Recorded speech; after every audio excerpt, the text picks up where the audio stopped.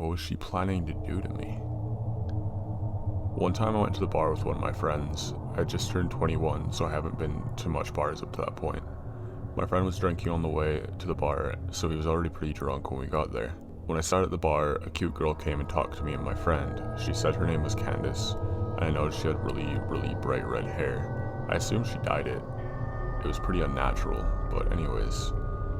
This girl was flirting with me and my friend. She could tell my friend was already very drunk. To be honest, I played along like I was drunk too, since it seemed to be working for my friend. I didn't know she was just trying to get free drinks, so I told her we didn't have much money. She offered to buy us drinks. She kept buying us drinks, and I started to get confused as to who she liked between me and my friend. My friend went to the bathroom. Before he came back, he was kicked out by the bouncers. He was too drunk. Candace and I went outside with him. She kept telling him to go home with her. He was so out of it he could barely answer her. I told her he was too drunk and that I couldn't let him go anywhere. I didn't want him to wake up hungover in some random house with no car and no idea what happened. Candace kept pushing it, saying she would take care of him. I told her no because I had to stay with him. I was more sober than him and he was my responsibility. I told her the only way he was going anywhere was if I tagged along. I assumed she thought that I was jealous or cockblocking, but my friend could barely stand and lost interest in Candace already at that point. She immediately started flirting with me and offered to get my friend a taxi drive home, and said we could go to her place alone. At this point, I had a few drinks and I was pretty buzzed, so I agreed. We took my friend to the taxi and walked to her car. I slightly stumbled on the way to her car. "Wow, you're pretty drunk, huh?" she said, smiling, as she just held onto my arm. "Yeah," I said. I don't know why, I just felt slightly shy and anxious.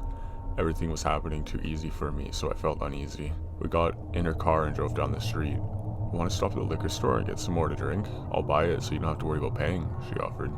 I didn't want to drink any more than I already did. I was already buzzed and wanted to be able to carry myself throughout the rest of the night. Sometimes I made myself look stupid when I'm drunk, so I didn't want to ruin anything with Candace more than I already did earlier, telling her my friend was too drunk. I told her I was already pretty drunk enough, but she insisted. I didn't want to seem lame, so I told her to get me a pint of liquor with some apple juice to chase it. She went in the store and came out with a lot more than just a pint. I assumed she wanted to drink more too, so that's why she got a fifth instead of a pint. On the car ride, we passed the bottle back and forth, but she took tiny sips. I tried to take tiny sips, but she kept passing me the bottle and telling me to drink. I somehow managed to drink all my apple juice and pretended to drink the bottle by spitting the liquor in the apple juice bottle. I tossed the apple juice bottle full of liquor out the window before she even saw it. I didn't want her to know I was acting drunker than I was. She actually believed I was sloppy drunk when I was simply buzzed. I took a couple more sips of liquor and finished the bottle. Throughout the car ride, I called her the wrong name a couple times to get a reaction out of her. She didn't react to it, she just kept letting me call her Carla without correcting me. For some reason, I thought she lied to me about her name initially. We drove up to her house. I pretended to trip and stumble into her front door. She helped me walk outside by holding me up. She opened her front door, which was unlocked. We walked into her house. She closed her front door and then locked it. I thought it was strange, but assumed she didn't want anyone walking in on us. I told her I had to use the bathroom. I walked into her bathroom, locked the door, and looked in the mirror. I just felt strange. I felt like something was off. I felt myself becoming more drunk from finishing the bottle earlier. I turned on the sink to make noise and made myself puke the liquor I drank. I flushed and went to the sink and started drinking the tap water out of my hands to sober up. I just didn't want to be drunk, but I still wanted to hook up with Candace, so I wanted to pretend to be drunk. I turned the sink off and I could hear her talking to someone. "He's drunk as hell. He can barely stand up. You do it." Who is she talking to, and do what? I walked out of the bathroom and into the living room. The moment I stepped into the living room, I saw her walking into another room. All I could see was the back of her head, that very strange, bright red hair go into another room. I didn't see her face or anything. I just saw her kind of walk fast into the room. The living room was pretty dark. "Hey, where are you going?" I slurred like I was drunk. She walked back into the dark living room and up to me. "Let's go into my room," she said. I looked at her bright red hair and then into the eyes. They were different. Her face was different. It was another girl with the same hair. That's when I realized. It was another girl with the same wig. It was a wig the whole time. She had changed it with the girl from earlier for whatever reason. My heart felt like it stopped, but I tried to look like I had no idea it was a different girl.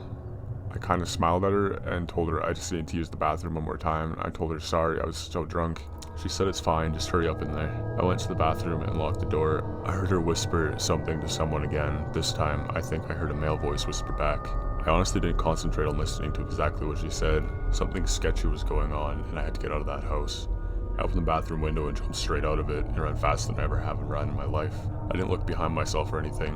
I just ran through the backyard, jumped the fence, ran through someone else's backyard, hit a road, ran towards the main road. I kept running down the main road until I saw a Star CVS. I ran into the CVS and stood straight at the front of the store in front of the camera. I called a taxi and went home. I tried to think what happened that night. What was she or they planning that night? Why did she tell me a fake name? Why was she trying to get my friend and I so drunk? I thought maybe a robbery, but she kept spending money on us. She kept buying us drinks and even paid for my friend's taxi cab. And mostly, why did she wear a wig that she gave to another girl to wear? Who was she talking to and what did it mean? And what was in that room they tried to lure me into? The next day after this incident, I went back to the house with a couple of friends to see just what was going on. No one was there, no cars, no people, nothing. Just an empty house. I ended up finding out that the house was a summer rental, and whoever those people were, they broke into that house and used it only for that night and never came back.